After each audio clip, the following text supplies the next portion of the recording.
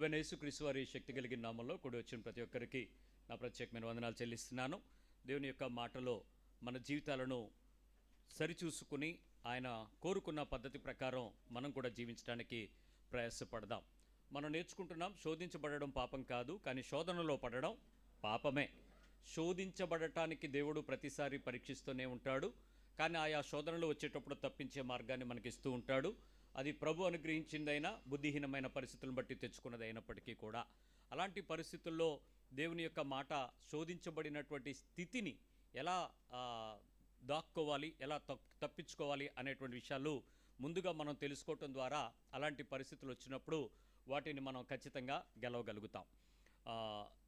శోధించబడేటువంటి పరిస్థితులు మొట్టమొదటిగా చూసి విని తాకిన అనుభవాలు, నేత్రాశను బట్టి చాలా శోధించబడతామని తెలుసుకున్నాం. రెండవది బుద్ధి చాపల్యతను బట్టి బలహీనపడతామని తెలుసుకున్నాం. మూడవది అనుభవించాలి అనేటువంటి తీవ్ర భావన విపరీతంగా శరీర బలహీనతకు కారణమయ్యి శోధించబడతామని తెలుసుకున్నాం. నాలుగవది అంగీకారం, ఒప్పుకోవటం, సమ్మతించడం ద్వారా పరిస్థితుల మధ్యలో మనం శోధించబడతామని తెలుసుకున్నాం. ఐదవది ఆక్రమణ లేక స్వంతం చేసుకొనుట, ఏదైనా స్వంతం చేసుకోవాలి అనేటువంటి ఒక విపరీతమైనటువంటి కాంకరింగ్ అనే సిచ్యువేషన్స్లో మనం బాగా శోధించబడతామనే విషయాన్ని మనం తెలుసుకున్నాం. ఈరోజు మరికొంచెం లోతైనటువంటి విషయాన్ని మనం తెలుసుకోవడానికి ప్రయత్నం చేద్దాం. ఈరోజు విషయం మనందరికీ సుపరిచితమైనటువంటి విషయమే, కానీ దేవుని ఆత్మ చెప్పే సంగతి శ్రద్ధగా వినడం ద్వారా దానిపై ఎలాంటి పరిస్థితుల్లో మనం వాస్తవంగా ఉన్నామో మనం గ్రహించడానికి ప్రయత్నం చేద్దాం. ఈరోజు మనం నేర్చుకుంటున్నటువంటి శోధించబడేటువంటి ఒక స్థితి ఏంటి అని అంటే, అధికమైన ఆలోచనల చేత శోధించబడడం, రెచ్చగొట్టబడడం. మోర్ థాట్ ప్రాసెస్, విపరీతమైనటువంటి ఆలోచనలు మనసు నిండా పెట్టేసుకుని విపరీతంగా ఆలోచించేసి ఆలోచన ధోరణిని గెలవలేక మనిషి రెచ్చగొట్టబడటానికి సిద్ధపరచబడి ఆ రెచ్చగొట్టబడుటలో తను శోధించబడుతూ వ్యక్తి పాపం చేయటానికి పురుగొల్పబడతాడు. ఈ శోధన ఏంటి, ఎలా ఉంటుంది అనేది మనం తెలుసుకుందాం. ఈ రెచ్చగొట్టబడేటువంటి పరిస్థితి వచ్చినప్పుడు మీరు రెచ్చిపోకుండా ఉండగలిగే ఆత్మీయులు ఎంతమంది ఉన్నారు మీకు తెలిసి?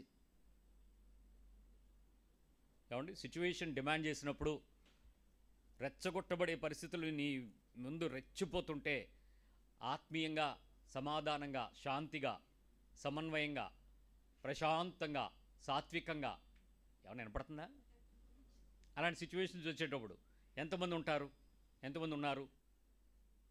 ఒక్కొక్క స్థాయిలో ఏం చేస్తాడంటే శోధకుడు ఏ స్థితిలో మిమ్మల్ని శోధించగలడో, ఎంతవరకు మనిషిని శోధించటానికి అవకాశాలను దేవుడు అనుమతించిన మేరకు మనలోనికి చేర్చగలడో అంత ఎక్కువగా డీప్ రూట్ చేయటానికి, మనుషుల్ని ఇన్వాల్వ్ చేయటానికి, ఆ శోధించడానికి విపరీతంగా ప్రయత్నం చేస్తాడు. ఆ ప్రయత్నంలోనే మనుషులమైన మనము సాధారణమైనటువంటి విశ్వాస స్థాయిలో నుంచి దిగిపోయి లోకస్తుల వలె బలహీనతలోకి వెళ్తాం. ఇది ప్రమాదం. ఇక్కడ ఈ విషయాన్ని కొంచెం శ్రద్ధతో, అసలు గెలవగలమా లేదా, దేవుడు గెలవలేనిదైతే మనకి ఎందుకు ఇస్తాడు, అపవాదికి దొరికిపోవాల్సిన అవసరం ఏంటి, దీన్ని కొంచెం విచక్షణతో పరీక్షించడానికి ప్రయత్నం చేద్దాం. ఈ అనుభవం మాకు తెలియదు అన్నవాళ్ళు ఎవరైనా ఉంటే మీరు ధన్యులు. చిన్నపిల్లలు కాకుండా, చిన్నపిల్లలే ఉంది, వీళ్ళని కూడా రెచ్చగొడితే రెచ్చిపోతారు. మీరు ఏమైనా టెంప్ట్ చేసి చూడండి వాళ్ళని. డైలాగ్ టు డైలాగ్ వెళ్ళేటప్పుడు ఏమైపోతారు, వాళ్ళు మాటలు రానోడే కాసేపు అంటాడేమో, కానీ మాటలు వచ్చిన పిల్లలైతే మాటలు అందించేస్తారు. మీరు నోరు మూసుకోవాలి తప్ప వాళ్ళకి ఏమాత్రం కూడా వాళ్ళని మీరు అదుపు చేయడం మీకు దాదాపు అసాధ్యమనే చెప్పాలి. మీరు మాట్లాడిన మాటలు కూడా మాట్లాడగలరు. మరి వాళ్ళకి ఎక్కడి నుంచి వస్తాయి ఆ టైంకి? ఆకాశవాణి వార్తలు ఎఫ్సి పత్రిక 4వ అధ్యాయం 30-31 వచ్చిన చూద్దాం. Ephesians 4:30 and 31, 30-31. దేవుని పరిశుద్ధాత్మను దుఃఖపరచకుడి. ఇక్కడ గుర్తుపెట్టుకోండి, దేవుని పరిశుద్ధాత్ముడు అనేటువంటి పదం వాడాడు. దేవుని దగ్గర నుంచి దిగి వచ్చినటువంటి అభిషేకం, దేవుని దగ్గర నుంచి పొందబడినటువంటి అభిషేకం, దేవుడే తన కృపను బట్టి మీ మీద నిలిపి ఉంచినటువంటి అభిషేకం, అది దేవుని దగ్గర నుంచి అనేటువంటి పదం. ఇక్కడ ఎవరైనా పరిశుద్ధాత్మ దేవుడిని నేను ఇంకా ఆ అనుభవం పొందలేదు అని మీరు అనుకుంటే, దేవుని యొక్క ఆత్మ యొక్క అనుభవము రెండు రకాలుగా ఉంటుంది. మొదటి రకం ఏంటంటే, మీరు యేసుక్రీస్తుని రక్షకుడని నోటితో ఒప్పుకొని హృదయమందు విశ్వసించి బాప్తిస్మం తీసుకున్నారు అని అంటే మీరు పరిశుద్ధాత్మ చేత మీరు పాపములో నుంచి బయటకు రావటానికి, క్రీస్తు చెప్పిన నీతిని వెంబడించడానికి ఒప్పుకొనినట్లుగా, ఆ ఒప్పుకొనినది పరిశుద్ధాత్మ వలనే. పరిశుద్ధాత్ముడు లేకుండా, పరిశుద్ధాత్ముని యొక్క ఒప్పుదల లేకుండా ఎవడును యేసుని క్రీస్తుని ఒప్పుకోలేడు. నువ్వు ఒప్పుకున్నావు అని అంటే పరిశుద్ధాత్మతో జరిగింది. సో మొదటి విషయం, నువ్వు పరిశుద్ధాత్మని ఎరిగి ఉన్నావు. రెండవ రకంగా ఏంటి అని అంటే పరిశుద్ధాత్మని యొక్క అభిషేకాన్ని అనుభవించగలగడం. అభిషేకమును అనుభవించగలగడం అంటే నీతిని గూర్చి, పాపమును గూర్చి ఒప్పింపజేసి, ప్రభు రాకడ గురించి స్థిరపరిచి, నువ్వు చేయబోతున్న కార్యములలో ఏది మంచి ఏది చెడు అనే విచక్షణతో కూడినటువంటి ఆత్మ జ్ఞానము నీ ఆత్మకు తెలియపరచటం. అది తెలుస్తుంది. కేవలం పరిశుద్ధాత్మని యొక్క అభిషేకం అనేది చప్పట్లు కొట్టుట, భాషలు మాట్లాడుట, లేకపోతే గెంతుట, అరుచుట ఇలాంటి అన్యక్రియలను చేసి చూస్తున్న దానిని బట్టి నమ్మకాన్ని కలిగి ఉండడం కాదు. కానీ ప్రతి ఒక్కరికి దేవుని యొక్క ఆత్మ యొక్క అభిషేకం అనుభవించే స్థాయి వేరువేరుగా ఉండొచ్చు. కొందరికి చల్లని గాలి అనుభవం, కొందరికి వెచ్చని గాలి అనుభవం, కొందరికి అగ్ని అనుభవం, కొందరికి భాషలో మాట్లాడుతున్న అనుభవం, కొందరికి ఒళ్ళంతా కదులుతూ ఉన్నటువంటి ఆ దేవుని యొక్క ఒక ఎక్స్టర్నల్ ఫోర్స్ నీ మీదకి, పరిశుద్ధాత్మను మీ మీదకి వచ్చినప్పుడు మీరు శక్తి పొందెదరు అన్నటి ఆ ఎనర్జైజ్డ్ ఆ ఫీలింగ్స్ రకరకాలుగా పరిశుద్ధాత్మని ద్వారా ఒక వ్యక్తికి దేవునితో ఉండే సంబంధాన్ని బట్టి ఆ ఏర్పాటు జరుగుతుంది. అది అనుభవించడం. అనుభవించలేనంత మాత్రంలో పరిశుద్ధాత్ముడు లేడనడానికి లేదు. పరిశుద్ధాత్ముని యొక్క వరాలు, ఆత్మ సంబంధమైన కృపావరాలు పనిచేయనంత మాత్రంలో పరిశుద్ధాత్ముడు నా దగ్గర లేడు అనేటువంటి ఫీలింగ్ మీరు రావక్కల. కాబట్టి దేవుని పరిశుద్ధాత్ముడు మిమ్మల్ని రక్షణలోకి నడిపించడానికి ప్రాథమిక మెట్టు. సత్యమైనటువంటి క్రీస్తుని తెలియజేశాడు, సర్వసత్యంలోనికి తీసుకుని వెళ్ళడానికి ఉపయోగిస్తాడు. సో ఇప్పుడు పరిశుద్ధాత్మ దేవుణ్ణి మీరేం చేయకూడదట? దుఃఖపరచకూడదు, ఏడిపించకూడదు. ఎందుకు ఏడిపించకూడదు? ఎలా చేస్తే ఏడిపించబడతాము అక్కడ చెప్తాడు. విమోచన దినము వరకు ఆయన యందు మీరు ముద్రింపబడి ఉన్నారు. ఎప్పటి వరకు? విమోచన దినం. మీరు ఈ దేశాన్ని విడిచిపెట్టి, ఈ భూమిని విడిచిపెట్టి, మీ స్థలాన్ని విడిచిపెట్టి దేవుని యొక్క రాకడకు సిద్ధపరచబడి, ఒకవేళ మీ పిలుపు ముందుగా వస్తే మీ శరీరాలు మహిమదేహం ధరించుకున్నట్లుగా భూమిని విడిచిపెట్టినటువంటి మొన్నైపోయినటువంటి దేహాన్ని విడిచి దేవుని దగ్గరికి వెళ్ళిపోయేంత వరకు, విమోచించబడే దినము వచ్చేంత వరకు కూడా మీరు పరిశుద్ధాత్మని యందు ముద్రించబడ్డారు. అంటే మీ మీద పూర్తి స్థాయి ముద్ర అధికారం ఎవరిది ఉంది? పరిశుద్ధాత్మనిది ఉంది. సో రక్షించబడక మోతే నువ్వు లోకస్తుడివి. ఒకసారి క్రీస్తుని రక్షకుడిగా అంగీకరించి బాప్తిజం తీసుకున్న వెంటనే నీ మీద పూర్తి అధికారం పరిశుద్ధాత్మదేవి ఉంది. సో పరిశుద్ధాత్మదేవుని యందు మీరు ముద్రించబడి ఉన్నారు. You are fixed. మీరు ఇంకెవరితోనూ కొనబడలేదు, ఎవరి దగ్గరికి అమ్మబడరు, ఎవరి దగ్గరికి బలహీనపరచబడరు. మీరు ఏ రకమైన అభ్యంతరాలు పడక్కల. మనందరం పరిశుద్ధాత్మ దేవునిలో విమోచన దినం వరకు కూడా ముద్రించబడి ఉన్నాం. ఇక్కడ చెప్తున్నాడు ఏంటి ప్రాబ్లమో చూడండి. సమస్తమైన ద్వేషము, కోపము, క్రోధము, అల్లరి, దూషణ, సకలమైన దుష్టత్వమును మీరు విసర్జించుడి. ఇవి ఒకవేళ మీరు వదలలేదనుకోండి, ఈ లక్షణాలు మీ శరీరంలో ఉంటాయి కాబట్టి, ఇన్బిల్ట్ ఫ్యాక్టర్స్ కాబట్టి, ఇన్బిల్ట్ అని అనడానికి లేదు. ఇవన్నీ బై వర్చువల్ మీరు చూసిన దానిని బట్టి, అనుభవించిన దానిని బట్టి, అలవాట్లను బట్టి, పెంపకాన్ని బట్టి, పెరుగుతున్న పరిస్థితులను బట్టి, సందర్భాలను బట్టి మీ బాడీలో పార్ట్ టేకర్స్గా మారిపోతాయి. ఇవన్నీ లోపలికి వచ్చేస్తాయి. మీరు సింపుల్ ఎగ్జాంపుల్ చెప్తాను. మీరు పుట్టినటువంటి పిల్లలు ఎవరైనా పాలు తాగుతూ అమ్మను గసిరిన సందర్భాలు మీరు చూసారా? ఏ తల్లి అయినా పిల్లలకు పాలు ఇచ్చిన తల్లి చెప్పండి. మిమ్మల్ని తిట్టారా? మీ బేబీ మీరు ఆ మంత్స్ బేబీ బిఫోర్ 8 months మిమ్మల్ని తిట్టడం, అరవటం, కరవటం, క్వశ్చన్ చేయటం, ఏమే బుద్ధి లేదా అనడం కానీ ఎప్పుడన్నా మీరు విన్నారా? ఏం లేదు కదా. వాళ్ళ కోపం ఉందా లేదా? నిజం చెప్పరా? వాళ్ళకి లేదు. వాళ్ళు ఎందుకు కోపాన్ని నేర్చుకున్నారో తెలుసా? నువ్వు చూసే పిచ్చి మాట, నువ్వు చేసే పిచ్చి చేష్టలు, నువ్వు మాట్లాడే పిచ్చి మాటలు, నువ్వు మీ ఆయన మీద, నువ్వు మీ ఇంట్లో పెద్దోళ్ళ మీద, చిన్నోళ్ళ మీద, పనోళ్ళ మీద, కరెంటోడి మీద, గ్యాసోడి మీద ఏదో కోపం వచ్చినప్పుడు నువ్వు అరిసే అరుపులో చూసావా? ఆ ప్రాంగణంలోనే ఉయ్యాల్లో నిద్రపోతూ వాడు నిన్ను మాత్రమే సిగ్నల్ కలిగి ఉంటాడు. నిద్రపోతున్నారు అనుకుంటున్నారు మీరు, కానీ మీరు ఏం చేస్తున్నారో అదంతా రీడ్ చేస్తున్నాడు. అక్కడ స్కానింగ్ మిషన్ ఉంది. నీ పిల్లోడు, నీ కూతురు, ఆ ఫుల్ స్కానర్ అంతా ఎక్కడి నుంచి చేస్తుందంటే అన్ని యాంటీనాలు నీ మీదే తిరుగుతుంటాయి. ఆ ప్రదేశంలోంచి మీరు వెళ్ళిపోండి క్యాన్ అడుగుతాడు. ఇదేంటి నేను ఇలా వెళ్ళడం ఎలా తెలిసిపోయిందిరా బాబు దీనికి అనుకుని మళ్ళీ గబగబా వచ్చి అమ్మమ్మ ఇక్కడే ఉన్నాను జో జో జో జో అంటే ఇక్కడే ఉంది మా అమ్మ అని పడుకుంటారు. అన్ని విషయాలు నీ దగ్గర నుంచి నేర్చుకుంటూ ఇప్పుడు కోపం ఎక్కడి నుంచి నేర్చుకున్నారు వాళ్ళు? మీరే. సో ఇప్పుడు వాళ్ళు ఏదైతే ఉన్నారో 3 ఏండ్ల లోపు వాళ్ళు నేర్చుకున్నవన్నిటికీ కారకులు ఎవరు? ఇప్పుడు మీరు సమాజంలో ఉన్నటువంటి భార్య, భర్త, లేక తల్లి, తండ్రి, మీరే. మీ ఇంట్లో ఉండేవాళ్లే. మీరు పిల్లలకి వాళ్ళకి నేర్పించారు. జీన్స్లో ఉండేటువంటి తెలివితేటలు, సామర్థ్యాలు, బలాలు, శక్తి ఇవన్నీ వాళ్ళు ఎదుగుదలలో బయటకు వస్తాయి. కానీ 3 ఏళ్ల లోపు మాత్రం మీరు చెప్పినవే వాళ్ళు తీసుకున్నారు. సో ఇప్పుడు వాళ్ళకు వచ్చినటువంటి సమస్తమైనటువంటి ద్వేషము కానీ, కోపము కానీ, క్రోధము కానీ, అల్లరి కానీ, దూషణ కానీ, దుష్టత్వం కానీ మన పెంపకంలో పిల్లల్లోకి వచ్చాయి. పుట్టుతో వాళ్ళకి లేవు. పుట్టిన పిల్లలు ఎవరికి కూడా లేవు. ఒకవేళ నువ్వు పేరు పెట్టేటప్పుడు ఆ పిల్లోడికి ఎబ్బేజ్ అని పేరు పెడితే పెట్టుండొచ్చు, కానీ పిల్లవాడు ఎబ్బేజ్ కాదు, వాడి పేరు ఎబ్బేజ్. అలాగనమాట. సో పేరులో చెడ్డ పేర్లు పెట్టి ఆడు ఏడుపు కొట్టోడు అని అంటే ఆడు ఎప్పుడు ఏడుస్తున్నాడు కాబట్టి పిల్లలు ఏడనోడెవడు, అలా పేరు సార్థకం అయిపోయి ఉండొచ్చు, కానీ వాడి లక్షణాలు కావచ్చు మావి. అప్పుడు ఆలోచించి చెప్పండి. ఇలాంటి విషయాలు గనక మీరు చేస్తున్నట్లయితే, విసర్జించక శరీరాన్ని క్యారీ చేస్తున్నట్లయితే, ఒప్పుకొని అంగీకరించి వాటితో నువ్వు కొనసాగుతున్నట్లయితే దాని వలన నష్టం ఏంటో తెలుసా? విమోచన దినం వరకు ముద్రించబడి ఉన్న మీరు దేవుని యొక్క ఆత్మకు యొక్క అభిషేకమునకు కంట్రోల్ చేయబడక పరిశుద్ధాత్మ దేవునిని మీరు దుఃఖపరుస్తున్నారు అని చెప్తున్నాడు. అంటే ఎంత సాత్వికమైన మనస్సుతో క్రైస్తవత్వంలోకి వచ్చినటువంటి మనిషి యొక్క మార్పుకు చెందిన జీవితం పరిశుద్ధాత్మ దేవునిలో ఆ తేడా కనపరాలని కోరుకుంటుంటే అది చెయ్యకుండా జీవించేటువంటి జీవితానికి అవకాశం ఇచ్చినప్పుడు ఈ బలహీనత మన మీదకు ప్రచురిల్లిపోతుంది అని చెప్తున్నాడు. ఇదే విషయాన్ని మరొక వ్యక్తి ధృవీకరిస్తున్నాడు. 1 పేతురు పత్రిక 2వ అధ్యాయంకి రండి. 1-2 వచనాలు చూడండి. నేను ఎఫెసీ పత్రిక పౌలు గారు చెప్పాడు, పేతురు పత్రిక పేతురు గారు చెప్తున్నాడు. పేతురు గారు ఎక్స్పీరియన్స్డ్ మ్యాన్ విత్ గాడ్ నడుస్తూ 1 పేతురు పత్రిక 2వ అధ్యాయం 1-2 వచనాలు ఏం చెప్తున్నాడో చూద్దాం. ప్రభువు దయాళుడని మీరు రుచి చూచి ఉన్న ఎడల, ఇక్కడ పదం ఏంటో తెలుసా? రుచి చూచి తెలుసుకోండి, యెహోవా ఉత్తముడని రుచి చూచి తెలుసుకోమని చెప్పి ప్రభువు యొక్క దయాళుత్వాన్ని గుర్తుపట్టి ఆయనలో లేనివి మీలో ఉంటే వాటిలో నుంచి మీరు ఎలా మార్చుకోవాలో తెలుసుకోండి అని చెప్తూ, ప్రభువు దయాళుడని మీరు రుచి చూచి ఉన్న ఎడల, ఒకవేళ మీరు దాన్ని టేస్ట్ చేస్తే ఎలా ఉండాలో చెప్తున్నాడు. ఏం చెప్పాడు? ఇక్కడ కూడా పల్లి పదం వాడాడు. ఏమని? సమస్తమైన. ఒక దుష్టత్వం కాదు, రకరకాలుగా ఉన్న దుష్టత్వాలలో సమస్తాన్ని కలిపి, అంటే మొత్తాన్ని హోల్సేల్గా దగ్గర తీసుకుని పొట్లం కడుతున్నాడు.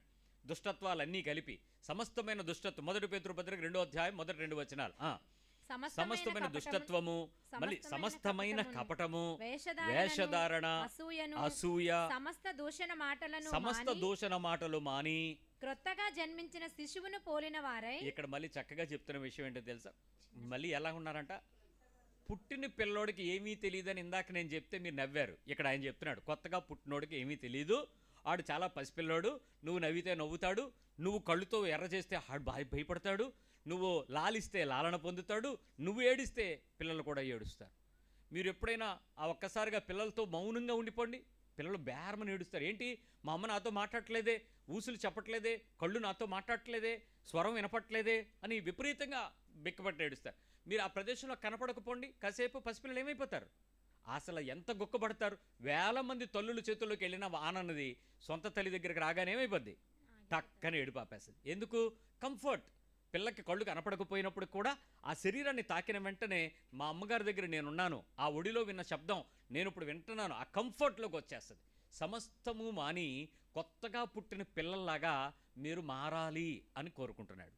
ఇప్పుడు శోధకుడు ఏం చేస్తాడో తెలుసా? మీ దగ్గరకు వచ్చి మీరు పుట్టిన పిల్లల, ఎదిగిన పిల్లల, ముదిరిన పిల్లల చెక్ చేస్తాడు. ప్రతిసారి మీ దగ్గరకు వచ్చి వాడు చేసే ఒకే ఒక జర్క్ ఏంటంటే, ఆ కలవరం కంగిచ్చే పద్ధతి ఏంటంటే, అసలు మీరు నిజంగా పుట్టిన పిల్లల్లాగా ప్రవర్తిస్తారా, అన్నీ తెలిసిపోయి పుట్టిన పిల్లల్లాగా ప్రవర్తిస్తారా అన్నది చెక్ చేస్తాడు. కొంతమంది పిల్లలు ఉంటారు, వారు పుట్టుకతోనే తెలివితేటలు కలిగి ఉన్నారో లేదో మనకు తెలియదు, కానీ చురుకుగా కలిగి ఉంటారు, చాలా చురుగ్గా ఉంటారు. నాకు తెలిసి ఒక పిల్లోడు ఉన్నాడు, ఆడు పుట్టిన తర్వాత ఏడిచిన ఏడుపు తప్ప మళ్ళీ ఎప్పుడూ ఆడలేదాడు. కడుపులో నుంచి వచ్చిన వెంటనే బేరమన్నాడు, అమ్మయ్య పిల్లోడు ఏడవకపోతే డాక్టర్లు ఏడిపిస్తారు, వేడి నీళ్ళు అయ్యి కొట్టి తలకిందలుగా పెట్టి ఆడి గుడి మీద గుద్ది మొత్తానికి ఆడి బేరం అనిపిస్తారు. ఆ ఏడిచిన తర్వాత ఇంకెప్పుడు ఏడవలేదు. వాళ్ళ అమ్మగారు అంటారు, ఈడు ఎప్పుడు ఏడవడండి అని. వాళ్ళ నాన్నగారు అన్నాడు, మా వాడు ఎప్పుడు ఏడవలేదన్నా అని. నేను ఒకసారి తీసుకుని వాడిని చెక్ చేశాను. వాడిని చెక్ చేస్తే జస్ట్ 1.5 year మధ్యలో వాళ్ళు నేనేం మాట్లాడుతున్నావు నా కళ్ళల్లో కళ్ళు పెట్టి నాతో మాట్లాడుతున్నాడు. ఇప్పుడు నాయను ఏంటి ఈ పిల్లోడు ఇంత మెచ్యూర్డ్గా ఉన్నాడు, ఏంటి ఇంత విషయాలు అని అంటే, అప్పుడు వాళ్ళ అమ్మ చేసిన పని చెప్పిందిలేండి. చిన్నప్పటి నుంచి ఎలాంటి వాయిస్ విందో, ఎలాంటి వాక్యాలు చదివిందో, ఇలాంటి దగ్గర బట్టి బిడ్డ రూపాంతరం చెందేటప్పటి నుంచి ఆ రకంగా పిల్లోడు ఇలా కావాలి, నా బిడ్డ ఇలాంటిది కావాలి అని కోరుకుంది. దేవుడు దానికి తగ్గట్టుగా ఇచ్చాడు. కానీ అది ఏడుపు లేదు. వాళ్ళు కొంతమంది ఉంటారండి, మారాంకోర్లు, పేచీకోర్లు. అసలు నువ్వు ఏమివ్వు తినేస్తారు, ఏడవడం మొదలెడతారు. ఎంత లాలించో ఆ నిమిషానికి ఆగిపోతారు. అమ్మయ్య అనుకోగానే మళ్ళీ స్టార్ట్. ఇంకా వాళ్ళ ఏడుపు గొట్టు మొఖాలని చూడలేక, కూర్చోలేక, ఎత్తుకోలేక చేతుల్లోకి రారు. ఎవరు ఎత్తుకుందామన్నా ఇంకా మొదలు. అమ్మో అసలు మనకే అనిపిస్తుంది, బాబు ఇలాంటి కూతుర్ని పెంచడం చాలా కష్టం కొడుకు. అలాంటి ఆత్మలు కలిగినటువంటి బిడ్డల్ని అంత ధైర్యం కలిగినటువంటి తల్లుడికే ఇస్తాడు దేవుడు. మామూలు వాళ్ళు పెంచలేరు, మీరు ఇంపాసిబుల్. అందుకని అలాంటి వాళ్ళు ఎంచుకుని అలాంటి వాళ్ళకి ఇస్తాడు. అది కృపలండి, అది మీకు అర్థం కాదు, వాళ్ళకే తెలుస్తుంది అది విషయమేనండి. ఇప్పుడు పిల్లలు పెరిగేటప్పుడే వాడు ఏడవకుండా పెరిగినటువంటి పిల్లోడులాగే కొంతమంది ఎదుగుతూ ఉండంగానే పువ్వు తొందరగా వికసించిపోయింది, పరిమళం వెదజల్లిపోతుంది అన్నట్టు 1-2 ఇయర్స్లోనే వాళ్ళు చాలా మెచ్యూర్డ్గా బిహేవ్ చేసేవాళ్ళు ఉంటారు కదా. తెలివితేటలు ప్రదర్శించడం, జ్ఞాన ప్రదర్శనలు, వాళ్ళు గిన్నీస్ బుక్కుల్లోకి ఎక్కుతూ ఉంటారు. అలాంటి వాళ్ళు వీళ్ళు చాలా మెరిటోరియస్గా కనబడుతూ ఉంటారు. మనకు కూడా అనిపిస్తుంది, మనకే ఉన్నారు పిల్లలు హార్లిక్స్ సీసాలు, బోర్నవిటా సీసాలు తాగేస్తున్నాడు, కానీ వీడు ఎప్పుడు ఇలాగే ఉంటాడు, వాళ్ళు చూడు వీళ్ళు చూడు అన్నట్టు ఉంటుంది. మీరు బాధపడటంలో తప్పలేదు. ఆత్మీయతలో కూడా నువ్వు ఏ స్థాయిలో ఎదిగావో చెక్ చేయడానికి పిల్లలతోనే ప్రమాణంగా పెట్టుకున్నాడు దేవుడు. వచ్చి మిమ్మల్ని చెక్ చేస్తాడంట. శోధించబడేటువంటి స్థితిలో ఈ 6వ స్టేజ్ ఏంటంటే, మిమ్మల్ని చెక్ చేసేటప్పుడు ఫస్ట్ సిచ్యువేషన్, ద్వేషాన్ని వెల్లడి చేయటానికి నీ దగ్గరకు ఒక సందర్భాన్ని తెస్తాడు దేవుడు. మొదటిది ఏంటి చెప్పండి? ద్వేషాన్ని వెల్లడి చేయుట. ద్వేషాన్ని వెల్లడి చేయ. ఒకవేళ నీ జీవితంలో ఎవరితోనైనా, ఈ ప్రపంచం మీద ఎవరితోనైనా నీకు ద్వేషం గనక ఉంటే దాన్ని నువ్వు ఎలాంటి టైంలో వెల్లడి చేస్తావో చూడటానికి సిచ్యువేషన్ నీకు అలౌ చేస్తాడు. ఇదే శోధకుడు నిన్ను పరీక్ష పెట్టే మొదటి పరీక్ష. ద్వేషాన్ని వ్యక్తపరచాల్సి వచ్చినప్పుడు మీరేం చేస్తారో చెప్తాను, మీరు ఎలా ఉన్నారో చూసుకోండి. ద్వేషాన్ని వ్యక్తపరచాలి. ద్వేషం అంటే తెలుసా లేదంతకి? వాళ్ళ మీద మీకుండే కోపాన్ని ద్వేషం అంటారు. వాళ్ళ గురించి నిన్ను మాట్లాడు అని అంటే, ఏది మైక్ జర్నలిస్ట్ ఇస్తే ఎలా మాట్లాడతామో అలా మాట్లాడేది ద్వేషం. అవతల మీద మాట్లాడమంటే ఏదైనా మాట్లాడగలం కదా, నీ గురించి మాట్లాడమంటేనే మాటలు రావు. సో ద్వేషం. ఇప్పుడు ద్వేషం మాట్లాడేటప్పుడు, ద్వేషాన్ని వెల్లడి చేయాల్సిన సందర్భం వచ్చేటప్పుడు అపవాది నిన్ను పరీక్షిస్తున్నటువంటి ప్రత్యేకమైన శోధన ఏంటంటే, అసలు నిన్ను అగ్రెసివ్గా నువ్వు దాన్ని ద్వేషాన్ని ఎలా వెల్లడి చేస్తావో చెక్ చేయడానికి నీ దగ్గరికి వస్తాడు. నువ్వు ఆత్మీయురాలివి, ఆత్మీయుడు అయితే ఆ ద్వేషాన్ని వెల్లడి చేయాల్సిన సందర్భం నీ ముందుకు వచ్చినప్పుడు, చిన్నపిల్లోడు పుట్టినప్పుడు అవతల వ్యక్తిని ఎలా చూస్తాడో, శత్రువుని ఎలా చూస్తాడో, సొంత వాళ్ళని ఎలా చూస్తాడో అలాగే చూస్తావు. అదే ప్రమాణం. అలా కాకుండా నువ్వు మాట్లాడాల్సి వస్తే ఎలా మాట్లాడతావో అది అపవాది శోధనకు దొరికేవలేదు ప్రమాణం. సో ఇప్పుడు చెప్తాను. ఎప్పుడైనా మీరు ద్వేషాన్ని వెల్లడి చేయాల్సి వచ్చేటప్పుడు సందర్భాన్ని వెతుకుతారా, వెతకరా?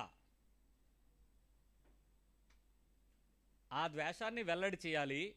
నీ లోపల నిండిపోతుంది ద్వేషం. ఆ సమస్తమైన ద్వేషం, సకలమైన ద్వేషం, ఆ రెండు కలిపి చెప్తున్నాను. ఆ సిచ్యువేషన్ ఎతుకుతావా, ఎతకవా? మీ పక్క వాళ్ళని అడగండి. Yes or no?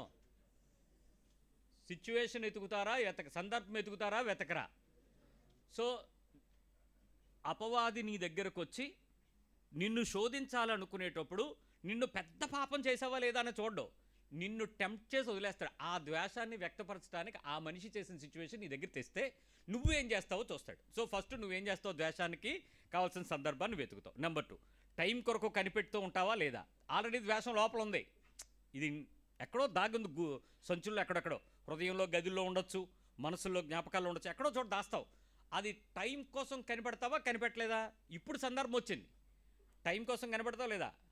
ఏ పదం వాడాలి, ఏ సిచ్యువేషన్ చెప్పాలి, ఏది గుర్తు చేసుకుని చెప్పాలని నీకు అనిపిస్తుందా లేదా?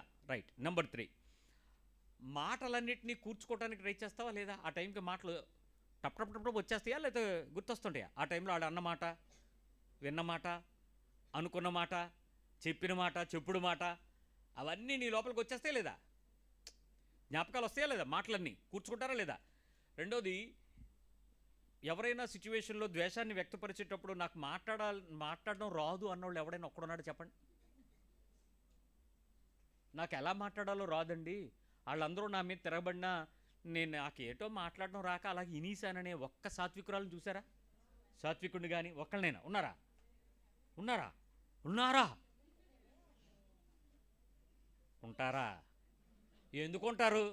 అదే మరి. సో ఖచ్చితంగా నాకు తెలిసి అంతలాంటి పరిస్థితి మందికండి. పిల్లలైతే ఏమంటారు?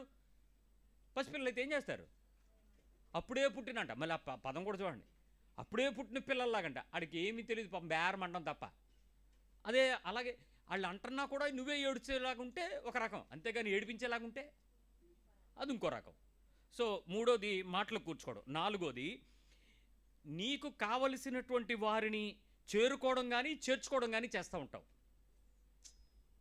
నీ ద్వేషాన్ని వెల్లడిపరచడానికి సందర్భం వస్తే నీకు కావలసిన మనుషుల్ని పోగేసుకుంటావు, నీకు కావలసిన మనుషుల దగ్గరికి వెళ్తావు. ఎందుకు?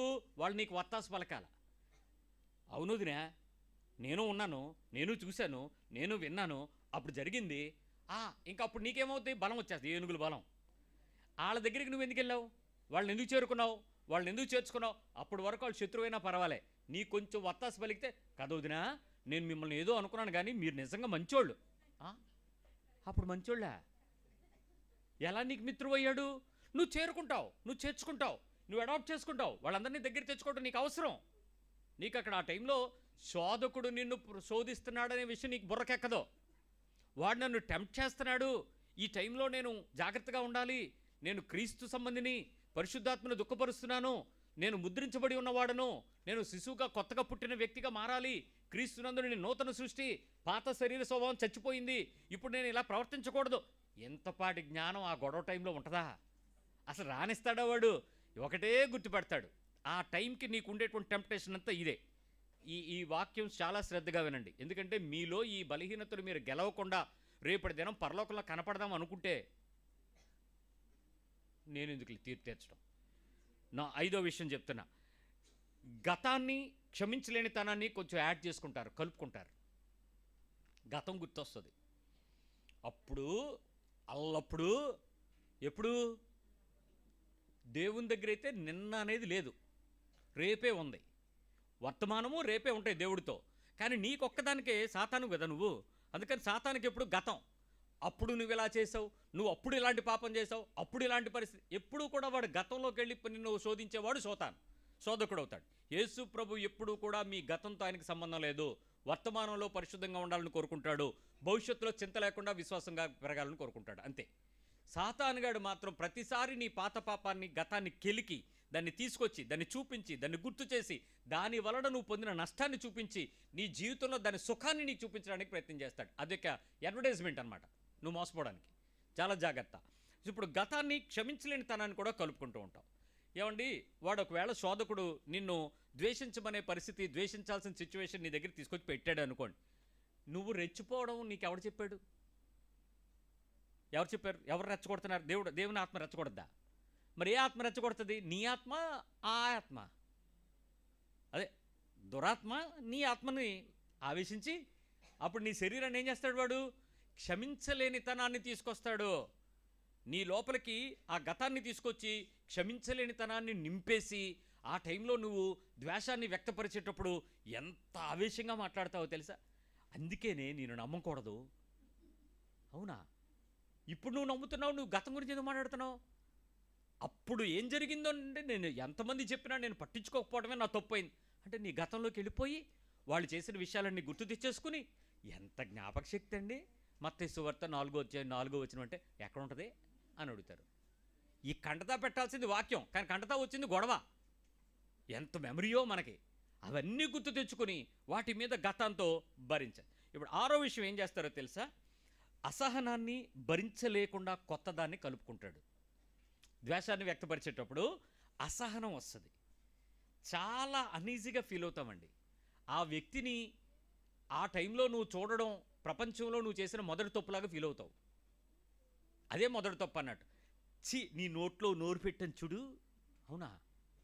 మరి ఇన్ని రోజులు కలుపుకుని ఫోన్లో రాత్రులు పగళ్ళు మాట్లాడుకున్నప్పుడు, ఎక్కడికి కావాల్సి వచ్చినా నువ్వు చెప్పకుండా కదలలేనప్పుడు ఎంతో దగ్గరగా ఉండు. ఇప్పుడు అనే అంటే ఎంత అసహ్యం తెచ్చుకుంటారో ఆ టైంకి. ఈ ద్వేషకుడు కారణం ఎవరు? నిజం చెప్పనా, సాతానుగాడు అంత గుడ్డు ఫెలో ఇంకోటి ఉండడండి. దేవుడు ఎంత గుడ్డో సాతానుగాడు అంత గుడ్డు. వాడు ప్రాబ్లం ఏంటంటే నీ దగ్గరికి వచ్చి కెలికి వెళ్ళిపోతాడు. ఇంకా ఆ తర్వాత నువ్వు చేసుకుంటావు. సాతానుగాడిని అనకండి, ఆడు రెచ్చగొట్టాడు. ఆడు రెచ్చగొట్టలేదు, నువ్వు రెచ్చిపోయావు. ఆడు సిచ్యువేషనే తెచ్చిపెట్టాడు. నువ్వు ఎలా స్పందిస్తావు అన్నది దేవుని ఆత్మతో నువ్వు నడిపించబడాలి. దేవుని ఆత్మలో ముద్రించబడ్డానన్న స్పృహ కలిగి ఉండాలి. దేవుని వాక్యములో నా జీవితాన్ని సరిచేసుకోవాలి అనేదానికి నన్ను దేవుడు ప్రేమించి, నేను ఇలాంటి ఎదవనైనా, ఎంత బలహీనతలో ఉన్నా, ఎంత పాపినైనా నన్ను ప్రేమించాడు దేవుడు, కాబట్టి నా బ్రతుకింత మార్చుకోవాలనేటువంటి ధ్యాస కలిగి ఉండాలి. ఆ ఆశా ధ్యాస లేకుండా సాతానుగాడు ద్వేషించే సిచ్యువేషన్ నీ దగ్గర తీసుకొస్తే నిన్ను ద్వేషించమని ఎవడు చెప్పాడండి? సాతానుగాడు ఏమని చెప్పాడా? డైలాగ్ నీకు ఇచ్చాడా? రెచ్చగొట్టని చెప్పాడా? నువ్వు రెచ్చిపోయావు. సిచ్యువేషన్ ఎప్పుడైతే అసహనాన్ని భరించకుండా కొత్త వాటన్నిటి కలిపేసుకుని ఇంకొక్కసారి నీలోంచి ఆ తీవ్రత అంతా తీసుకొచ్చేసి ఆ టైంలో నీ ఫేస్ చూడాలండి, భలే ఉంటుంది అందంగా. ఎందుకు మారిపోద్ది నీ ఫేసు? నీ ఎక్స్ప్రెషన్స్ ఎందుకు మారుతాయి? నీ చేతులు జారిపోతూ ఉంటాయి, ఒళ్ళు కదిలిపోతూ ఉంటుంది, మనిషి నిలబడలేడు, ప్రశాంతంగా ఉండలేడు. ఎందుకు జరుగుతున్నాయి? ఏంటి కెమిస్ట్రీ అంతా? What's the problem? ఏదో ప్రాబ్లం. ఆఖరిగా ఏమవుతుందంటే సాధ్యమైనంత ఎక్కువగా నీ ద్వేషం ఎక్కువ మందికి చేరేలాగా ప్రయత్నిస్తావు. నువ్వు ద్వేషించడం మాత్రమే కాదు, నువ్వు ద్వేషించే ఈ ద్వేషం ఎక్కువ మంది ఆ వ్యక్తులను, సిచ్యువేషన్లో ఉండే పరిస్థితుల్లో ఉండే వ్యక్తులను ద్వేషించేలాగా చేస్తావు. అంటే నువ్వు ఒక్కదానివే సర్లేమ్మా ఏదో గొడవ అయింది మన ఇద్దరికే అని ఊరుకుంటామా? పక్కోళ్ళు కూడా పిలిచి, చూసారా వదిన గారు, అన్నయ్య చూస్తున్నావా, నీకు తెలుసు కదా ఈడు, నువ్వు గొడవ పడుతూ ఆ వ్యక్తి గురించి ఇతరులకు ఎందుకు చెప్పాలనుకుంటున్నావు? ఎందుకు మీరు ఇతరులకు అందరికీ ఇన్ఫర్మేషన్ ఇస్తారు? ఈ వ్యక్తి ఇలాంటోడు, ఈ వ్యక్తి ఇలాంటిది, ఈ పరిస్థితి ఇలాంటిది, ఇలాంటి వాళ్ళని మీరు నమ్మొద్దు, ఇలాంటి పరిస్థితులని. మీరు ఏమన్నా విలేకరులా? ఏది గొట్టం విలేకరులు, లేదు పత్రికా విలేకరుల? ఈ రెండూ కాదే. మరెందుకు ప్రచారం చేస్తారు? ఇతరులందరికీ తెలియడానికి ఏదో ఒక మీడియా, ఈ మధ్యకాలంలో మనందరికీ ఉన్న మీడియా స్టేటస్ ఏదో ఒక రకంగా చెప్పి అందరికీ తెలియపరచాలి. దీని వెనక నీ అంతరంగంలో శోధించబడేటువంటి స్థితిని నీవు గెలవడానికి ఏమాత్రం సిద్ధంగా లేవు. అపవాదికి దొరికిపోవడానికి ఎప్పుడూ రెడీగానే ఉన్నావు. ఈ సిచ్యువేషన్ నువ్వు గెలవనంత వరకు నీ లైఫ్ టైంలో గోల్డ్ మెడల్ ఇవ్వడానికి వాడు రెడీగా ఉంటాడు. ఏంటో తెలుసా? నీ వదిన నువ్వు left, right, top, bottom, centre చేసి ఇచ్చేసాను అంటావు చూడు.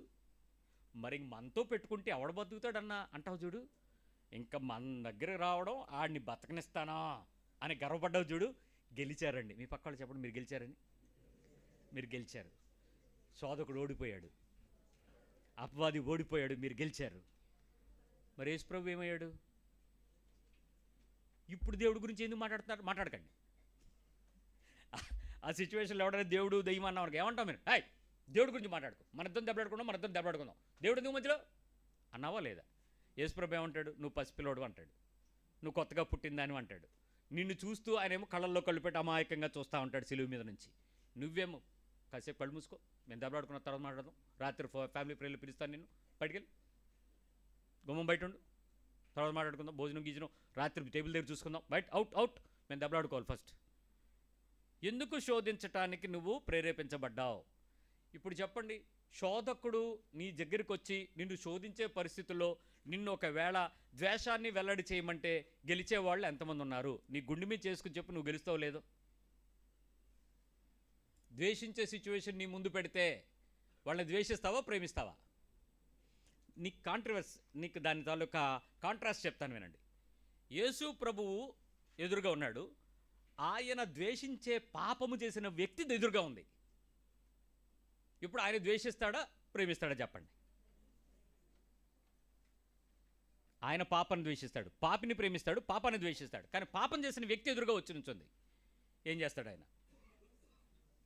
ద్వేషిస్తాడా, ప్రేమిస్తాడా? ఇప్పుడు నువ్వేం చేస్తున్నావు, ఆయన ఏం చేస్తాడు? తేడా అదే, రైట్? ఇప్పుడు నీ ప్రవర్తన ఎలా ఉంటుందో ఒక చిన్న ఎగ్జాంపుల్ చెప్తాను, దాన్ని బట్టి మీకు అర్థమైపోద్ది. ద్వేషాన్ని వెల్లడి చేసే పరిస్థితి వచ్చినప్పుడు నువ్వు కీడు చేయి తలపెడతావా, మేలు చేయి తలపెడతావా? నా మాటలు అర్థమవుతున్నాయా లేదా? అంత బ్లాంక్గా చూస్తున్నారేంటి? ఏంటి కొత్త భాష చెప్తున్నట్టు? మేలు చేయడానికి మాట్లాడతారా, కీడు చేయాలని మాట్లాడతారా, చేయి తలపెడతారా? ఆ టైంలో మీ సిచ్యువేషన్, మీ బ్రెయిన్ ఏం చెప్పుద్ది? మేలా కీడా? స్ట్రైట్ ఆన్సర్ చెప్పండి. మేలా? ఎవరో మేలు అంటలేదే, పిల్లలు కూడా. ఏం చేయాలనిపిస్తుంది ఆ టైంలో నీకు?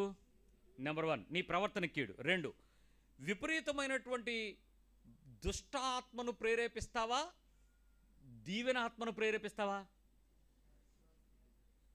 అర్థం కావట్లేదు అనుకుంటున్నా మాటలు. దీవెనాత్మ, దుష్టాత్మ. అది తిట్టే ఆత్మనా, దీవించే ఆత్మనా?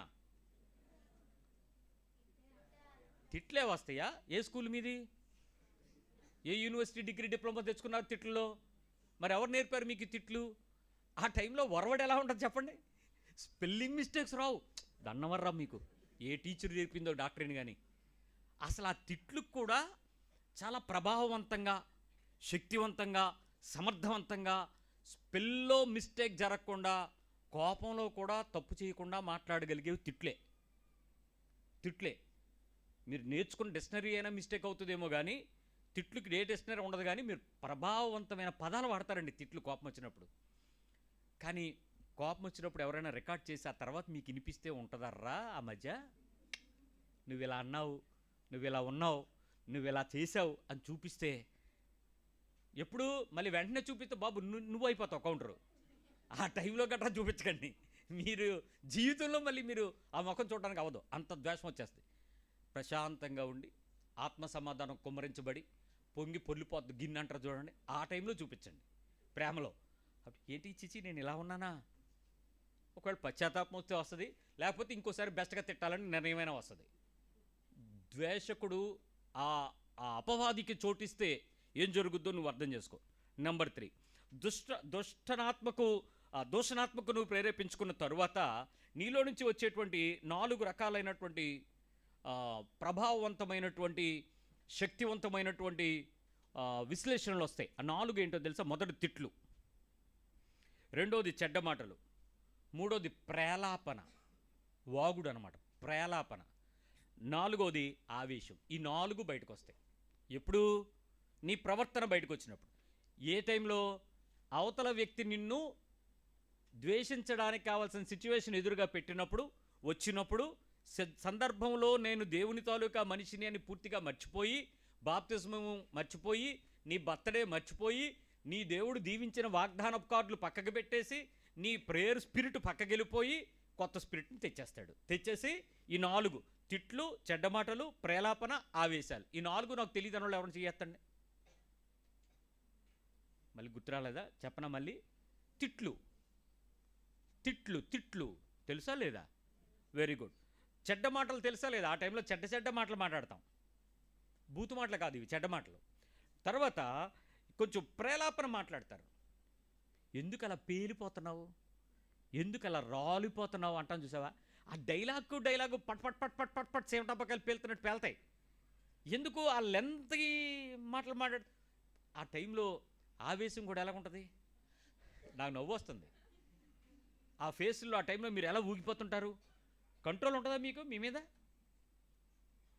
మీరు ఇవన్నీ చూడాలంటే ఏం అక్కర్లేదు. ఇంటికి వెళ్ళినంటే మీ భర్తను కానీ, మీ భార్యను కానీ, మీ పిల్లల్ని కానీ కెలకండి. నేను చెప్పిన థియరీకి డెమో వచ్చింది. అప్పుడు మీరు అనొచ్చు ఏమని? ఆలీవన్ ఏదో చెప్పాడు అనుకున్నాను, ఇప్పుడు నాకు బాగా అర్థమైందంటే చంప చెళ్ళు అనిపించేస్తారు అవతరాడు ఎవడైనా. నన్ను టెస్ట్ చేయటానికి నువ్వు ఈ పని చేస్తావా? అప్పుడు రియాక్షన్ 2 రకాలుగా వస్తుంది. అప్పుడు నువ్వు వస్తావు, నీలోంచి లెగుస్తుంది. ఈ విషయం అర్థం చేసుకున్నప్పుడు 4వ సందర్భం ఏమొస్తుందో తెలుసా? బూతులు బయటకు వస్తాయి.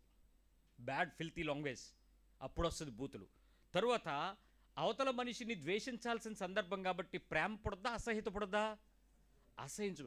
ఆ టైంలో నీ అసహ్యం ఈ ప్రపంచంలో ఉన్నటువంటి మురికంతా కాలువ పక్కన నువ్వు ఉన్నట్టు ఫీల్ అవుతావు. అవతల వ్యక్తిని చండాలమైన వ్యక్తిగా అసహించుకోవటంలో కూడా చాలా తీవ్రమైన ఫీలింగ్స్ పెట్టి, ఎక్స్ప్రెషన్స్ పెట్టి అసహించుకుంటూ ఆఖరికి చేయి లేచిపోద్ది, కాళ్ళు లేచిపోద్ది, వస్తువులు లేచిపోతాయి, గాల్లో ఎగురుతాయి, ఫ్లయింగ్ సాసర్లో పట్ పట్ పట్ కొట్టేసుకోవడం, పళ్ళు నూరడం. Action, man in action. ఆత్మ ప్రవేశించి ఆవేశంలో ఆపలేక పరిశుద్ధాత్మలో అపోస్తుల కార్యాల్లో పేద నుంచి దిగొచ్చినప్పుడు వారు ఆత్మలో గంతులు వేసినట్లు మీరు కూడా వేసేస్తారు. కొట్టేసుకోవటం, తిట్టేసుకోవటం, అరిచేసుకోవడం. ఇక లాస్ట్ థింగ్ ఏంటంటే 5వది రెచ్చిపోవడం, రెచ్చగొట్టడం. ఏం చేస్తారో చెప్పండి. ఇంక ఫైనల్ ఇదే. మీరు రెచ్చిపోతారా, మీరు రెచ్చగొడతారా? సిచ్యువేషన్ ఏంటి? ఇంతకీ ద్వేషించే సందర్భం వచ్చింది. ఆ సందర్భంలో వాళ్ళు ద్వేషించేటువంటి పరిస్థితి గురించినటువంటి విషయం మీతో మాట్లాడారు. నేను మీకు సంతోషంగా చెప్పగలిగిన సందర్భం ఏంటంటే, భయపడద్దు, మీరెవరూ భయపడక్కర్లేదు, మనమేమీ ఆరాధించాల్సిన పరిస్థితి ఏం లేదు. కానీ అమావాస్య పౌర్ణమి అని 2 ఉంటాయి. అమావాస్య చీకటి ఎక్కువగా ఉంటుంది, పౌర్ణమి వెలుతురు ఎక్కువగా ఉంటుంది. ఈ 2 సందర్భాల్లో ఆత్మాభిషేకం కూడా ఎక్కువగా ఉంటుంది మనకి. మిగిలిన రోజులు సావధానంగానే ఉంటారండి. ఎందుకో టైం క్యాలెండర్ చూడంగానే ఆ రోజు అమావాస్య ఇక్కడ రెచ్చిపోతుంటారు, అదేదో పౌర్ణమి ఈవిడ రెచ్చిపోతుంటుంది. ఏంటి వీళ్ళిద్దరికి గ్రహాలకి వీళ్ళకి ఏమైనా సంబంధం ఉందా అంటే లేదు, ఆత్మకు సంబంధం ఉంది. ఏ ఆత్మ? నీ ఆత్మే. ఈ రకంగా పరిస్థితులలో నెలలో కనీసం 2 సార్లు అని చెప్పడానికి అమావాస్య పౌర్ణమి అని వాడాను. మీరు క్యాలెండర్ చూశారు కనుక రోజు చూసి అన్నయ్య చెప్పాడని నా మీద సంతోషపడకండి. నేను మీకు కనీసం 2 రోజులైనా అప్పాదికి చోటు ఇవ్వకుండా ప్రశాంతంగా ఉన్న ఏ ఇల్లు అయినా ఉందా?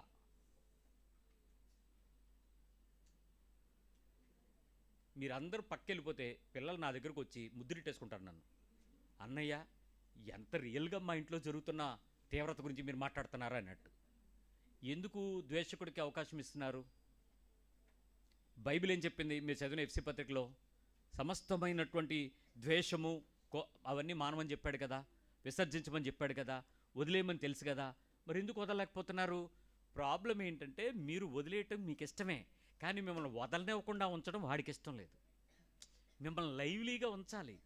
నేనున్నాను, నన్ను జ్ఞాపకం చేసుకుంటే చాలు. శోధకుడికి, అపవాదికి ఏ రకమైనటువంటి ప్రేమ ఉండదండి. వాడి పేరు మీరు తలిస్తే చాలు, వాడి గురించి మీ జ్ఞాపకాలలో ఉంచుకుంటే చాలు, వాడికి సంబంధించిన లక్షణం మీ శరీరంలో ప్రేరేపిస్తే చాలు, వాడు సక్సెస్ అయినట్టే. కొంతమంది చాలా భక్తిగా ఉండేవాళ్ళు, మంచి పరిశుద్ధాత్మ అభిషేకంతో నడిపించబడేవాళ్ళు, ఒక ఆయన నా దగ్గరకు వచ్చి ఏం చెప్పాడు తెలుసా? దుష్టుడు సాతాన్గాడు అని 5 నిమిషాల్లో 20 సార్లు అన్నాడండి. నేను అడిగా, నీకు దేవుడు లేడా అన్నాను. అదేంటి స్వామి, దేవుడు లేకపోవడం ఏంటి? దేవుడు లేకపోతే మనం ఎలా ఉంటాను? మరి నువ్వు 5 నిమిషాల్లో దుష్టుడు అపవాది, దుష్టుడు శోధకుడు, దుష్టుడు అపవాది, నువ్వు ఆడిని ఆరాధిస్తున్నావు ఎందుకు అన్నాను. అంటే అవును కదా అని సార్, నన్ను ఎప్పుడు అలాగ అనుకోలేదండి అన్న. అలా అనుకోకుండా ఉండడమే వాడి టెక్నిక్. నీకు ఎప్పటికప్పుడు వాడి గురించి నువ్వు ఒక యేసుక్రీస్తు గురించినటువంటి తలంపులు మీ మనసుల్లో హృదయములలో కాపులా ఉంటే మీరు తప్పు చేయడానికి అవకాశం ఇవ్వరు. ఎందుకంటే అమ్మో దేవుడు చూస్తున్నాడు, దేవుడు ఉంటున్నాడు, దేవుడు వింటున్నాడు, దేవుడు నా పక్కన్నాడు అన్న అనుభవం నీకు వస్తుంది. నీకు దుష్టుడి గురించి ఆలోచిస్తూ ఉంటే దుష్టుడి పనులన్నీ చేసేసి చేయాల్సిందంతా శరీరంతో ప్రేరేపించి మనసుతో నోటితో క్రియలతో చేసేసి ఆస్తికి ఏమంటాడు తెలుసా? ఇదంతటి కారణం సాతాన్గాడే. సాతాన్గాడు మంచోడని చెప్తున్నానుగా. ఆడేం చేయడు, నీ దగ్గర సిచ్యువేషన్ తెస్తాడు, నువ్వేం చేస్తావో చూస్తాడు. ఆ తర్వాత ఆడు సైలెంట్గా పక్కెళ్ళి ప్రభువా తప్పు చూసావు కదా, నేనేం చేయలేదు, ఆడి దగ్గరికి వెళ్ళాను, ఆడు రెచ్చిపోయాడని చెప్తాడు. తప్పు మీదే. వాడు ఏం చేస్తాడో మీరు సాతాన్ తంత్రాలు మనం ఎరగని వారం కాదు కదా, మనం మెలకుగా ఉండాలి కదా, వాటిని కనిపెట్టి వాటిని ఎదిరించడానికి మీరు శక్తి కలిగిన వాడు ఉండాలి కదా, సర్వంగా వచ్చాన్ని ధరించుకోవాలి కదా. వాడిని ఎదిరించండి, అప్పుడు వాడు మీ దగ్గర నుంచి పారిపోతాడని చెప్తున్నాడు కదా. మరి నిన్నెవడ ఆహ్వానించమన్నాడో? ఈ విషయంలో ఎవడెవడ గెలవలేడో వాడిని దుష్టుడు ప్రతిరోజు ఒక్కసారి వెళ్ళిపోతాడు. ఏది? ద్వేషించే పరిస్థితిని తీసుకొచ్చి. ఆ టైంలో మీకు కరెంటు పోయిన వెంటనే ఎవరిని తిడతారు? ఒక్క లైన్ మేనా? ఏపీఈడిసిఎల్ మొత్తం పవర్ గ్రిడ్ దగ్గర నుంచి మొదలైపోద్ది.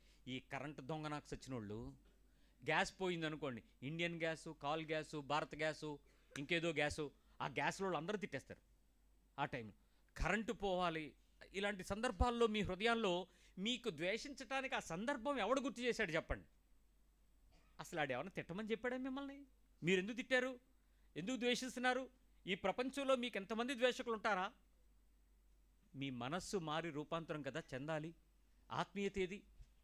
శోధకుడు ఇక్కడికి వచ్చి కెలుకుతాడు అనే విషయం మనకి తెలియక మనం ఏం చేస్తున్నాం? శోధించబడిపోతున్నాం. నేను మళ్ళీ చెప్తున్నాను, శోధించబడ్డం పాపం కాదు, శోధనలో నువ్వు పడడం పాపం. ఇప్పుడు ద్వేషాన్ని వెల్లడి చేసే సందర్భంలో మీ ప్రవర్తన దేవునికి తగినట్లుగా ఉందా? మీరేం బాధపడద్దు. మీరందరికీ వాక్యం తెలిసిపోయింది కాబట్టి రేపటి నుంచి శోధకుడి దారిలో రాడు. వచ్చినా మీరేం చేస్తారండి? ఓరే నన్ను ద్వేషించమని చెప్పడానికి నువ్వు వస్తున్నావు కదరా, ఇంక చూడు నేను ఈ రోజు నుంచి ఎలా ప్రేమించేస్తానని మీరు తిరగబడిపోతారు. నాకు తెలుసు మీరు బాగా మారిపోతారు వాక్యం విన్నాక. తెలియనప్పుడు చేస్తారు తప్పులు, తెలిసిన తర్వాత మీరు చేయరు కదా. ఎవరైనా అంతే కదా సార్. ఈ రోడ్లో వెళ్ళకూడదని తెలియక దూరావు, వాడు 1035 వేస్తున్నారు. ఒక్కసారి 1035 గుండు కంగారు పడిపోయి ఇంకోసారి వెళ్ళాల్సి వచ్చినా వెళ్ళవు నువ్వు ఆ రోడ్లో. ఎందుకు? 1035 కనపడతాయి. కష్టాజితం ఒక పూట రోజంతా కష్టపడితే 1000 రూపాయలు రాదు. 1035 కట్టకపోతే నీ హెల్మెట్ నీ లైసెన్స్ పోద్ది. అంత భారీ ఫైన్లు వేస్తే కానీ మనకు బుద్ధి రావట్లే. సో ఇప్పుడు ఇంత భారీ తప్పు తెలిసిపోయిన తర్వాత నువ్వు తప్పు చెయ్యవు కదా, శిక్ష జాగ్రత్త పడతావు. సో మొదటి విషయం నువ్వు గెలిచేస్తావు నాకు తెలుసు. కానీ మీకు ఇంకో మాట చెప్పాలి. ఇందాక మీరు చదివిన వాక్యంలో ఏముందంటే పరిశుద్ధాత్మను దుఃఖపరచకండి అని చెప్తూ సమస్త ద్వేషమును కోపమును కలిపాడు అక్కడ. ఇందాక 2 పేతురులో మీరు చదివిన దానిలో కూడా దుష్టత్వము, సమస్తమైన కపటము, వేషధారణ, అసూయ అని చెప్పుకుంటూ ఈ 2 విషయాలలోనూ ప్రధానమైనటువంటి సంగతులు మీ దగ్గర తెచ్చినప్పుడు రెండో విషయాన్ని మీకు శోధకుడు మీ దగ్గరికి ఎలా వస్తాడో చెప్తాను. ఇంత టెక్నిక్లు తెలిసిపోయిన తర్వాత క్రైస్తవుడు పాపం చేయకుండా ధైర్యంగా ఉండొచ్చారా? అసలు ఈ తెలియక చేస్తాను విన్నాళ్ళు. సెకండ్ విషయం ఏంటో చెప్తాను. కోపాన్ని బయలుపరచాల్సి వచ్చినప్పుడు మీ దగ్గరికి వచ్చి మీ లోపల నుంచి కోపాన్ని రేపుతాడు. కోపాన్ని బయటికి తీసుకురా అని చెప్తాడు. అప్పుడు మీరు ఏం చెప్తారు? మేము కొత్తగా జన్మించిన క్రైస్తవ శిశువులో మేము కోపపడతాం కానీ పాపం చెయ్యం, అసలు కోపానికి ఎక్స్ప్రెషన్ ఇవ్వం, మాట్లాడుతాం, మాట్లాడుతూ కోపాన్ని సెటిల్ చేసుకుంటాం అని అలా ఉండిపోతారా? కోపాన్ని ఎక్స్ప్రెస్ చేస్తారా? మీ పక్క వాళ్ళని అడగండి వాళ్ళు చేస్తారా చేయరని. కదపండి, వాళ్ళు నిద్రలో ఉన్నారు. కోపం ఎక్స్ప్రెషన్ ఇస్తారా ఎవరా? మాకు ట్యూషన్ మాస్టర్ ఉండేవారు. ఆయనకి ఎప్పుడు కోపం వస్తుందో తెలియదు, ఎప్పుడు నవ్వేవాడో తెలియదు. ఇట్స్ అన్ప్రెడిక్టబుల్ అనమాట. ఫేస్లో అసలు ఎక్స్ప్రెషన్ 0, 5 పైసలు బిళ్ళలాగా ఉండేది. అసలు ఎంత ఎంత గంభీరంగా ఉండేవాడంటే ఇలా రా అనేవాడు. మనకేమనిపిస్తుంది అంటే మంచి మూడ్లో ఉన్నాడు మాస్టర్ అని వెళ్ళిపోతే చెయ్యి సాపు అనేవాడు, అయిపోయింది అంతే. మనం ఎలా చెయ్యి చాపితే ఎక్కడ కొట్టేవాడు. మన తిప్పమంటే మనం తిప్పేస్తామని చెయ్యి చాపు అని కర్ర తీసి కింద నుంచి కొట్టాడు. అమ్మా అనుకుంటు ఈటర్ బాబు ఎలా కొట్టేస్తున్నాడు సార్, వెళ్ళి కూర్చో అనేవాడు. అస్సలు ఎక్స్ప్రెషన్ ఉండేది కాదు. ఎంత టెన్షన్ అంటే ఈ అన్నట్టుండేది అనమాట. కోపపడడు, చెయ్యాల్సింది చేసేస్తాడు. అదొక రకమైన కృపావరం, అందరికీ దొరకదు. ఆయన యోగా చేస్తాడు. తర్వాత తెలిసింది, మేము పెద్ద అయ్యాక తెలిసింది అది యోగా మాస్టర్ అని. అంటే యోగా చేసేవాడు కొన్నిటిని కంట్రోల్ చేసుకుంటాడు, అందుకని ఫేస్ కంట్రోల్ ఆయన కంట్రోల్లో ఉంటాయి. ఆ తర్వాత తెలిసి పెరాలసిస్ వచ్చా ఏం పని చేయవని, అందుకు యోగాకి వెళ్ళాడని. ఏ నరాలు పని చేయక అలాగే ఉండిపోతాడు. అందుకని 5 పైసలు అన్నాను. సరే, ఆయన విషయం పక్క పెడదాం. కోపం బయలుపరచాల్సిన సిచ్యువేషన్ నీ దగ్గరికి వస్తే నువ్వేం చేస్తావు? మా మాస్టర్లా ఉండగలవా? ఏమన్నారు మీ పక్క వాళ్ళు? ఉంటామన్నారా ఉండరన్నారా? ఉండలేమండి. ఎలా ఉంటామండి కోపం వస్తే అంటారా? సరే, సామెతల గ్రంథం 15వ అధ్యాయం 1వ వచనంలో సామెతలు జ్ఞానం కలిగినటువంటి జ్ఞాని ఒక ఉపదేశం చెప్పాడరా. ప్రోవర్బ్స్ 15:1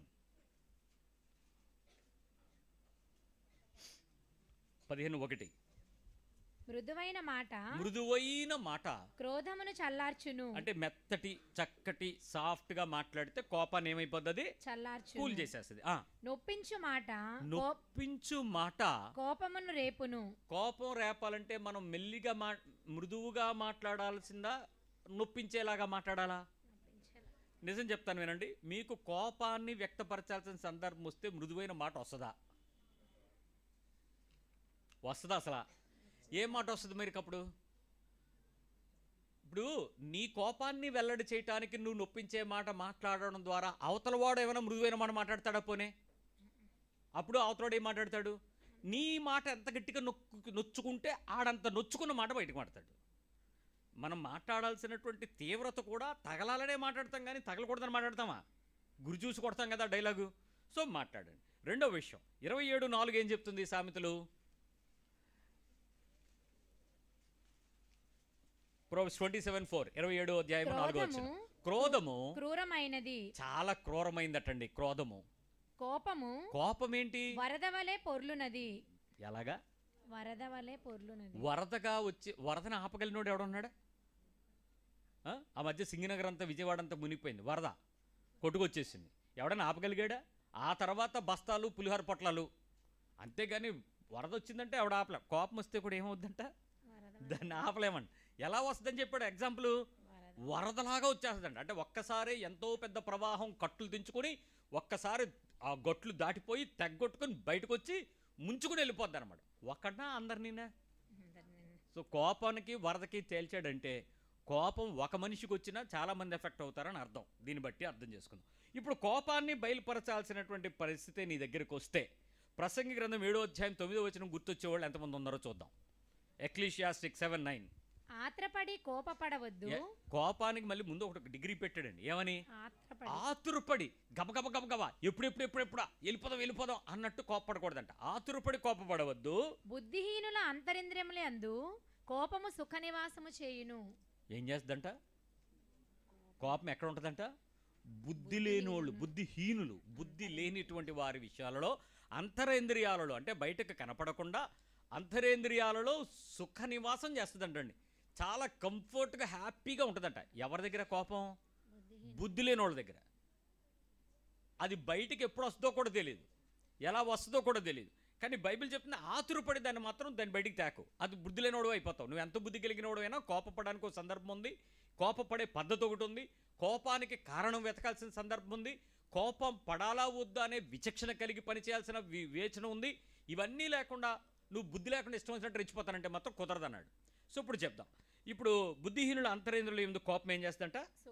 సుఖ నివాసం పడుతుంది. ఇప్పుడు కోపానికి దుష్టుడు మిమ్మల్ని ప్రదర్శించే పరిస్థితి తీసుకురావటానికి నీ ముందుకు వచ్చాడండి. ఎవరు బ్రదరు? దుష్టుడు. ఇప్పుడు మీకు ఎవరు కనపడుతున్నారు? పెద్దానికి రెచ్చగొట్టడం ఇందాక సిచ్యువేషను. ఏది? ద్వేషాన్ని వెల్లడి చేయాల్సిన సిచ్యువేషను. ఇప్పుడు కోపాన్ని వ్యక్తపరిచే సిచ్యువేషన్ మీ దగ్గరికి తీసుకొస్తే మీరు ఎలా రెస్పాండ్ అవుతారో చెప్తాను వినండి. సామెతలు 30:33. 30వ సామెతలు, Proverbs 30:33. పాలు తరచగా, పాలు గనక చక్కగా కాచి మజ్జిగ చేసి అదే తోడు పెట్టి దాన్ని గనక కవ్వం పెట్టి తరిచారనుకోండి, అంటే చిలికారనుకోండి, వెన్న పుట్టును. ఖచ్చితంగా ఏమొస్తుంది? దాని మీద చక్కటి వెన్న ముద్దలాగా వచ్చేస్తుంది. ఎప్పుడు?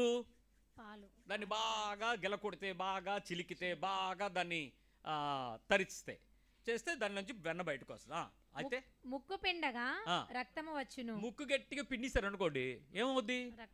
ఖచ్చితంగా నెత్తురు గారుద్ది. లోపల ఉన్న రక్తనాళాలు పలచగా ఉంటాయి, చాలా ఓపెన్గా ఉంటాయి. మీరు ఏదో సంతోషం వచ్చింది కదా అని చెప్పి గట్టిగా ముక్కు కనుక పిండారు కనుక బొట్ చుక్కలు గారిపోతాయి, రక్తం వచ్చేస్తుంది.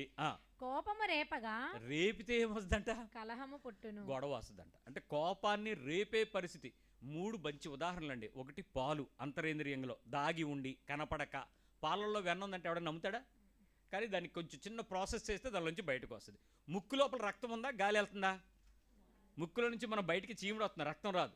కానీ నీరు గాలి వెళ్ళిపోయి బయటకు వస్తూ ఎంత బాగానే ఉంది. కానీ దాన్ని పిండితే రక్తం ఎలాగ వస్తుందంటే దానికి నొక్కితే ఏదో బయటకు వస్తుందని తెలిసింది. ఇది కూడా లోపలే ఉంది. 3వది కోపం రేపితేనంట గొడవ బయటకు వస్తుందంట, తగు కలహం. ఇప్పుడు కోపాన్ని రేపే సిచ్యువేషన్ నీ దగ్గరికి తీసుకొచ్చి నిన్ను కెలికితే అప్పుడు నువ్వు ఎలా రెస్పాండ్ అవుతావు? మీ పక్కన అడగండి, ఏమవుద్ది వదినా అని. అన్నయ్య ఏమవుద్ది, తమ్ముడు ఏమవుద్ది అడగండి. కోపం వచ్చే సిచ్యువేషన్స్ నీ దగ్గరికి తీసుకొచ్చి నిన్ను అలా నీ ముందు ఈ సిచ్యువేషన్స్ అన్నీ రెచ్చగొడితే ఈ వాక్యాలన్నీ గుర్తొస్తాయా? సామెతలు జ్ఞాని చెప్పేశాడు, మేము ముందు చదివిసుకున్నాం, మేము క్రైస్తవులం, రక్షణ పొందాం, మార్మన్స్ పొందాం, మా జీవితంలో కోపాలు ఉండవు, మేము ఎప్పుడూ పాపాలు చేయం, అపవాదికి చోటు ఇవ్వం, దేవుని ఆత్మతో నడిపించబడతాం, భాషలు మాట్లాడతాం, పరిశుద్ధమైన దేవుని యొక్క సంఘం మాకు తెలుసు. మేము ఏ సంఘంకి వెళ్తామో తెలుసా? తెలుసు తెలుసు తెలుసు మీరు ఏ సంఘమో మాకు తెలుసు. ఇప్పుడు ఆ సంఘంలోనే ఈ సిచ్యువేషన్ నీ దగ్గరికి వస్తే నువ్వేం చేస్తావు? మీ ఇంట్లో ఎప్పుడైనా కోపం పడే సిచ్యువేషన్స్ వచ్చినా లేదని అడగండి ఎవరినైనా. కోపం బయలుపరచబడ్డాయా, దాచేశారా? ఎంతమంది కోపాన్ని అణుచుకోవడం తెలుసు? చెయ్యి ఎత్తావా తీసావా? ఇలాగంటే నాకు డౌట్ వచ్చింది. కోపాన్ని దాచుకునే, అణుచుకునే, అసలు మేము ఎప్పుడు కోపాన్ని అసలు ఎక్స్ప్రెషన్స్ ఇవ్వమండి, అసలు మాకు అసలు ఆ ప్రాబ్లం రాదండి. ఏంటి ఇలాంటి కొత్త వాక్యాలు చెప్తే పెట్టండి. దేవునికి స్తోత్రం, ఇక్కడ వాళ్ళు ఎవరో చెయ్యి ఎత్తట్లేదు. సో అయితే నేను ఊరుకోవాలి, చెప్పాల్సిందే. కోపం రెప్పిస్తాను, రెడీగా ఉండండి. ఇప్పుడు కోపాన్ని మిమ్మల్ని బయలుపరచాల్సినటువంటి సందర్భంలో దుష్టుడు మీ దగ్గరికి వస్తాడని మీకు ఎంతమందికి తెలుసు? First know it. దుష్టుడు నీలో నుంచి ఆ కోపాన్ని బయటకు తీసే ప్రదర్శన ఎలా ఇస్తాడో చెప్తాను. కోపం రావటానికి కారణాలు మీకు నచ్చకపోవటమే అని అంటాను నేను. అవునా కాదా? ద బేసిక్ రీజన్ ఏంటి? మీకు ఇష్టం లేదు, మీకు నచ్చలేదు. మీకు నచ్చినట్టు అవతలాడు ఏమన్నంటే మీకు ఏమొచ్చేస్తుంది? ఇప్పుడు అదే విషయం కోపం అక్కడ ఆపేయించారా? చెప్తున్నాను వినండి. ఏమండి నాకు నచ్చని పని చేస్తున్నాను, నాకు కోపం వస్తుంది, ఇంకా ఆపేయండి అనొచ్చు, ఆగిపోద్ది కోపం. అవతల డైలాగ్ ఏమొద్దు చెప్పండి, మీరు చెప్తారు చూడండి. ఆ పని చేయకు, నాకు నచ్చదు, నాకు కోపం వస్తే నువ్వు అనగానే అప్పుడు అవతల వాళ్ళు ఏమంటారు? ఎవరైనా కావచ్చు, అక్కడ ఇమ్మెటీరియల్, పిల్ల పెద్ద, తండ్రి కొడుకు, భార్య భర్త, ఇమ్మెటీరియల్. అసలు ఎవడండి అక్కడ పని చేస్తున్నాడు? ఆత్మ. ఆ ఆత్మ అదే చెయ్యాలని మీకు ఎందుకు వస్తుంది? పట్టుదల ఎందుకు వస్తుంది? మీరు చెప్తున్నారు ఏమని? నాకు నచ్చదు, ఈ పని చేయకు అని. అప్పుడు ఆపేయచ్చు కదా. ఏం పిల్లలు, ఆ పని చేస్తే మీ మమ్మీ కోపం వస్తుందని మీకు తెలుసు, మరి ఆ పని మానేయచ్చు కదా మీరు. మీకు ఎందుకు చెయ్యాలనిపిస్తుంది ఆ టైంలో అదే పని?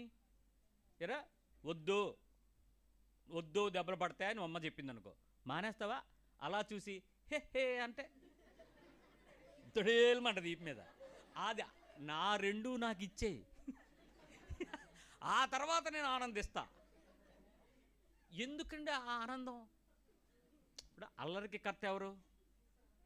సమాధానానికి కర్త ఎవరు? క్రీస్తు. సమాధానానికి క్రీస్తు కాపరి అయినప్పుడు, కర్త అయినప్పుడు, అపవాది అల్లరికి కర్త అయినప్పుడు అల్లరికి చోటు ఎందుకు ఇస్తారు? అక్కడికి చెప్తుంది అవతల వ్యక్తి ఏమని? నువ్వు ఈ పని నాకు నచ్చదు, నువ్వు చెయ్యకు. కానీ ఆ టైంలో అదే చెయ్యాలని లోపల నుంచి ఎవడండి ప్రేరేపిస్తున్నాడు? అభిషేకం ఎవరిది? ఆ టైంలో మీ మీదకి వచ్చే ఆత్మ ఎవరిది? మీరు ఎవడని ఆవాహయామి అన్నారో ఆడే వస్తాడు. ప్రభువా అన్నారు అనుకో, ప్రభు వస్తాడు. నువ్వు దూరంగా వెళ్ళు, ఇటు దంగతే తేల్చుకున్నాక నేను పిలుస్తాను అన్నావు అనుకో, పక్క వెళ్ళిపోతాడు. యేసుప్రభు చాలా మర్యాదస్తుడు, బలవంతం చేస్తే తప్ప లోపలికి రాడండో చాలాసార్లు. సరే, రెండో విషయం చెప్తా. మొదటిది కోపం రావడానికి కారణం నీకు నచ్చకపోవటమే. నెంబర్ 2, చిన్నగా వచ్చిన కోపం, మీడియం కోపం, లార్జ్ కోపం, ఎక్స్ట్రా లార్జ్ కోపం ఏమైనా ఉన్నాయా? కోపమే ఉందా? ఒకసారి చెక్ చేసుకోండి. మా అమ్మకి చిన్న కోపం వచ్చింది అన్నవాళ్ళు ఎవరు ఉన్నారా? పిల్లలు మీరు చెప్పండి. మీ అమ్మగారికి కొంచెం చిన్న కోపం ఎప్పుడైనా చూసారా మీరు? కోపమే చూసారా? బా వినలేమండి ఈ మాటలు. ఎంత సాక్ష్యమో, ఎంత గొప్ప సాక్షి సమూహం మన ఎదుట నిలబడి ఉండగా మనం పరలోకమునకు ఎట్లు పోదుము ప్రియులారా. ఇంత పిల్ల సాక్షి సమూహం. భర్తలు చెప్తారు చూడండి, మీ ఆవిడలో చిన్న కోపం, మీడియం కోపం చూసారా? కోపం చూసారా? ఈ సాక్షి సమూహం దగ్గర కూడా తప్పించుకోలేరు. అమ్మలారా, భరించుటకు శక్తి కలిగిన వారలారా, మీ ఆయనలో మీ పిల్లల్లో చిన్న కోపం, మోడరేట్ కోపం, కొంచెం లార్జ్ కోపం లాంటి ఏమైనా కోపాల్లో వేరియేషన్ ఏమైనా చూసారా? కోపమే చూసారా? మీరు వాళ్ళు చెప్పారు, మీరు చెప్పరా? కోపం వస్తుందా? వాళ్ళు ఏమన్నా చూసారా? మా కోపం రావడానికి కారణమే వాళ్ళైతే. ఇక్కడ సమస్య ఏంటంటే, దేవుడు నిన్ను శోధించడు, అపవాది నిన్ను శోధిస్తాడు. నీ ఇంట్లో శాంతికి కారణదూతుడైనటువంటి క్రీస్తు రాజ్యం చేస్తుంటే ఒక్కసారి అపవాది వచ్చి యేసు ప్రభువునే శోధించినట్లుగా నిన్ను కూడా జస్ట్ టచ్ చేసి వెళ్ళిపోతాడు. డోర్ టచ్ చేసి, దాని పేరు కోపం. 3 సార్లు తలుపు కొట్టి అక్కడ ఎవడో లేకపోతే నీకు నెక్స్ట్ కోపం వస్తా రాదా?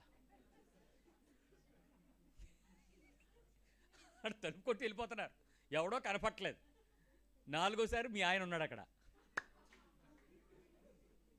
చెప్పండి, కోపం రాని ఆత్మ ఎవరు?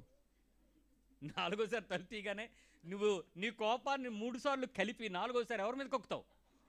అవతల ఉన్నది ఎవరు? పనిపాటు లేకుండా రోడ్డు మీద తిరగడానికి వెళ్ళి తలుపు కొట్టి మళ్ళీ బయటికి వెళ్ళిపోతావా? ఏ పాప మెరగని పరిశుద్ధుడు ఆయన. 4వసారి వచ్చాడు ఆయన. 3 సార్లు ఏ పేపరోడో, ఏ ఫోనోడో, ఏ పనికి మళ్ళోడో కొట్టుంటాడు. ఆడు వెళ్ళిపోయాడు. కానీ తిట్లన్నీ వెరసి ఎవరికి వెళ్తాయి?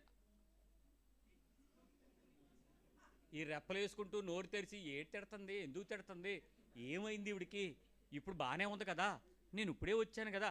Subject blank. Come on come on come on. ఎప్పుడు వరకు ఈ కోపం? పోను ఆయన ఏమన్నా చెప్పడానికి మొదలెట్టాడు అనుకో, నోర్మే ఏం మాట్లాడుతున్నావు బుర్ర బుద్ధి లేకుండా. అసలు నేను ఏం జరిగింది, విషయం ఏంటో తెలియదు. ఏమైందిరా అమ్మ కన్సెంట్, మళ్ళీ ఆడినందుకు పిలుస్తావు మధ్యలో.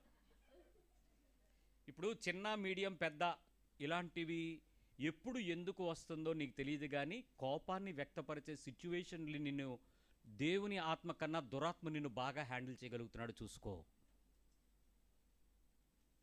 ఇక్కడ సమస్య మీ ఇద్దరికి కాదండి, మూడోవాడు ఆడవాడు, ఇంకెవడు, ఎవడు మింగుదునా అన్న అన్నయ్య ఒకడు ఉన్నాడు కదా, ఆడు.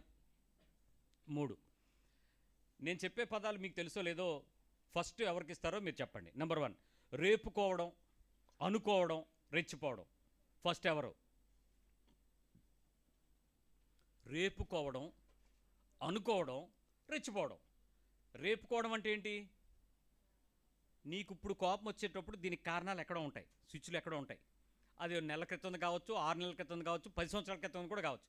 అవన్నీ రేపుకుని ఇప్పుడు నువ్వు కోపాన్ని వ్యక్తపరిచేటప్పుడు పాత బ్యాక్గ్రౌండ్ హిస్టరీ కూడా తీస్తావు. అప్పుడప్పుడు రింగులు వేస్తారు కదా, గతంలో ఏం జరిగింది అని అంటే అది ఇప్పుడు వర్తమానంలో తీసుకొస్తావు అనమాట. ఊహించుకోవడం ఏంటి, అనుకోవడం ఏంటి, ఇవన్నీ నీ ఇమాజినేషన్స్. ఎందుకు ఏంటి అనవసరం. నీకు ఒక్కసారిగా ఫీల్ అయిపోయి ఆ రకంగా ఆలోచనలలో నీ లోపల విపరీతంగా సతమతం అయిపోయి దాన్ని సంధించుకోలేక, దానికి కనెక్షన్స్ ఎత్తుక్కోలేక నువ్వే అన్నీ అనేసుకుని ఆ తర్వాత రెచ్చిపోవడం ప్రారంభం. దీనికి కారణం మొదట ఎవరో చెప్పండి, మీరా ఆళ్ళ, లేకపోతే నీ ఎదుటిగా ఉన్న పరిస్థితిలో వ్యక్తియా లేకపోతే సిచ్యువేషనా ఈ కోపాన్ని బయటికి తీసుకురావడానికి? వాడెంత మంచోడంటే అసలు నిన్నేమీ కెలకడండి, జస్ట్ రెచ్చగొట్టి వెళ్ళిపోతాడు. కోపాన్ని వ్యక్తపరచడానికి నీ లోపలికి కావాల్సిన ఆ స్విచ్ ఎక్కడో ఉంటుంది, దాన్ని దువ్వేసి ట్రిగ్గర్ చేసి పైకి వెళ్ళిపోతాడు. వాడు చాలా సైలెంట్గా వెళ్ళిపోతాడు. ఇంకా ఆ తర్వాత నీకు స్టార్ట్ అయిపోద్ది. ఇంక నిన్ను ఆవేశాన్ని ఆపలేం, కట్టలు దించుకుపోతూ ఉంటుంది, స్టార్ట్ అయిపోతావు. ఇప్పుడు రేపుకొని అనుకొని రెచ్చిపోతావు. 4వ సిచ్యువేషను పట్టించుకోవడం, ఊహించుకోవడం, వినకపోవడం లేక వినడం. ఎవరు చేస్తారు? నీలో ఈ లక్షణాలు అవుతున్నాయా లేదా చూసుకో. ఇంకెన్ని చెప్పినా నువ్వు నోర్మి, నువ్వు పట్టించుకో, నేను విన్నాం, చెవులు మూసేసుకోవడం, వెళ్ళిపోయి తలుపేసేసుకోవడం, ఏం మాట్లాడినా ఇంక పట్టించుకోవంతే. అదొక రకమైనటువంటి అగ్రెసివ్ బిహేవియరు. అపవాదికి చోటిస్తున్నావు అనే విషయం తెలియక, దేవుని ఆత్మకు చోటు ఇవ్వలేక, ఒప్పుకోలేక, మనస్సాక్షి పనిచేయనివ్వక, రక్షణ ఫీలింగ్ని పక్కకు పెట్టి యేసు ప్రభువుకి చోటు ఇవ్వని బలహీనత. ప్రతి తగువుకి కారణం ఇదే, చూసుకో. నెక్స్ట్, విపరీతంగా ఊహించుకోవటం, వినకపోవటం. ఈ సందర్భాలు ఎలా ఉంటాయో చూడండి. అధికమైన ఆవేశం. కానీ చాలామందికి తెలియని విషయం ఏంటంటే, విపరీతమైనటువంటి ఆయాసపడడం ఎంతమంది అయితే చేస్తారో సైలెంట్గా మౌనంగా ఉండిపోయే వాళ్ళు కూడా అంతకు ప్రమాదకరం. ఆవేశము, మౌనం రెండు సేమ్ సిచ్యువేషన్స్. బెల్లం కొట్టుని రాయిలాగా చూడు, ఎలా నోరు మూసుకుని ముంగిలాగా ఉన్నాడు. మౌనంగా ఉండడం శాంతం, దేవుని దూత లక్షణం. ఈవిడికి అది ట్రిగ్గరింగ్ పాయింట్. అదే సందర్భంలో ఈవిడ మౌనంగా ఉందనుకో, ఈయన ఆపలేం. మనోడు ఇంకా తీవ్రంగా రెచ్చిపోతుంటాడు. ఏమంటే అనాల్సిందంతా అనేసి, చూడరా ఎంత నోరు మూసుకుని కూర్చుందో పెద్ద అని ఒక డైలాగ్ ఆడతాడు. ఇంకా అక్కడితో రెచ్చిపోద్ది. ఎంత మాట పడితే అంత మాట అనేస్తావా నువ్వు, ఏంటనుకుంటున్నావు నా గురించి? ఇంక చెప్పేది వినవు కదా, వినడానికి స్కోప్ ఇవ్వం కదా, రెచ్చిపోవడమే కదా జరుగుద్ది. ఇది నీ పరిస్థితి. ఇప్పుడు చెప్పండి, ఇలాంటి సందర్భంలో నీ ప్రవర్తన క్రూరంగా ప్రవర్తిస్తావా, సాత్వికంగా ప్రవర్తిస్తావా? జస్ట్ మీ పక్క వాళ్ళని అడగండి, ఎలా ఉంటావు నువ్వని. క్రూరంగా ఉంటావా, సాత్వికంగా ఉంటావా? నెంబర్ 2, కొన్నిసార్లు నీ భవిష్యత్తు పాడు చేసుకుంటావు, స్వంత శిక్షను కూడా ఫేస్ చేస్తావు. అయితే అవని, పోతే పోనీ, చస్తే చస్తాను, తెగిపోతే తెగిపోని, నష్టపోతే పోనీ, కాలిపోతే కాలిపోని, ఏదైతే అవని. ఎందుకు ఆ స్వీయ శిక్ష ఎవడేసుకోమన్నాడు? దేవుడిచ్చాడా? ఎందుకు ఆ కోపాన్ని, ఆవేశాన్ని వ్యక్తపరచడానికి నువ్వు తప్పుడు పద్ధతిని ఎంచుకున్నావు? ఆ ప్రమాదంలో నువ్వెందుకు బలహీనపడుతున్నావు? చూసుకో. నెంబర్ 3, నెక్స్ట్ జనరేషన్తో సంబంధాలు తెగిపోతాయి నీ కోపావేశాన్ని ప్రదర్శించేటప్పుడు. నెక్స్ట్ జనరేషన్ అంటే నువ్వు చెయ్యకూడని పనిని, నువ్వు చేస్తున్న పనిని నీ పిల్లల చేత చెయ్యనివ్వకుండా కానీ చేసేలాగా కానీ చేస్తావు. ఇదిగో ఇప్పుడే చెప్తున్నాను, ఈ రోజు నుంచి నువ్వు నా గుమ్మం తొక్కేవా నువ్వు అంటే ఏంటి అర్థం? నెక్స్ట్ నీ పిల్లలను కూడా ఏమంటావు? రే నీ పిన్ని చచ్చిపోయిందిరా, మీ అమ్మమ్మ చచ్చిపోయిందిరా, ఇంకెళ్ళకరా, ఇంకా అక్కడి నుంచి ఆపేస్తావు. నెక్స్ట్ జనరేషన్తో సంబంధాలు పాడు చేసే కోపావేశపు పరిస్థితుల్లో ఎంతమందితో సంబంధాలు, ఆ కోపాల మధ్యలో ఎంతమంది తగ్గొట్టేసుకున్నారో చూసుకోండి. అండ్ నెంబర్ 4, దేవుని కృపను, దయను కోల్పోతారు. It's a very sensitive issue. కోపపడచ్చు, పాపము చెయ్యకూడని కోపంలో ఉండాలి. కానీ పాపము చేసే స్థితికి నీ కోపాన్ని పెంచుకోవటం వల్ల కృపను దయను కోల్పోవటం నీకు తెలియకుండా పరిస్థితి. ఫైనల్గా నీకు తెలిసిన ఒకటే లక్షణం, రెచ్చగొట్టడం, రెచ్చిపోవడం. రెచ్చిపోతూ అపవాదికి ఆహ్వానించి మీ ఇంట్లో పెద్ద సీటేసి కూర్చోబెట్టడం. నేను 2 సందర్భాలు చెప్పాను. 1 ద్వేషాన్ని వెల్లడి చేసే సంగతి, 2 కోపాన్ని వెల్లడి చేయాల్సిన సందర్భం. ఈ 2 సిచ్యువేషన్స్లో నువ్వు ఆత్మ సంబంధమైన లేక రక్షణ పొందిన వ్యక్తిగా పరిపూర్ణతను కనపరచగలవా, కనపరచలేవా? సమాధానం ఏంటి? ఏమిటి సమాధానం? కనపరచగలరా, కనపరచలేరా? పిల్లల దగ్గర నుంచి పెద్దల వరకు మన పరిస్థితి ఏంటి? ఈ 2 సందర్భాలు మీరు విజయం పొందుతున్నారా, ఓడిపోతున్నారా? మాట్లాడండి, ముగించేస్తా. మాట్లాడండి. గెలుపు పొందుతున్నారా, విజయం వస్తుందా, అపజయంలోకి దిగజారుతున్నారా? ఎందుకు ఈ బలహీనత? ఇది ఈరోజు నేర్చుకునే పాఠం కాదు. క్రైస్తవుడిగా మారిన తర్వాత నీ ప్రవర్తన అంతటిపై దేవుని అధికారానికి లోబడుతున్నావు అనే విషయం ప్రతి ఒక్కరికి తెలిసిన సంగతే. మరి సంఘంలోకి వెళ్ళి సంఘాలు మారినా, సేవకులు నీ ఇంట్లోకి వచ్చి నువ్వు ప్రార్థనలు పెట్టుకున్నా, 50 రోజులు 30 రోజులు రకరకాల రోజులు ఉపవాసాలు చేసినా, మరి నీలో మార్పు రాకపోతే అపవాది యొక్క పరిస్థితుల్లో శోధకుడికి నువ్వు అవకాశం ఇచ్చి గెలుస్తున్నావేమో, వాడిని గెలిపిస్తున్నావేమో చూసుకోండి.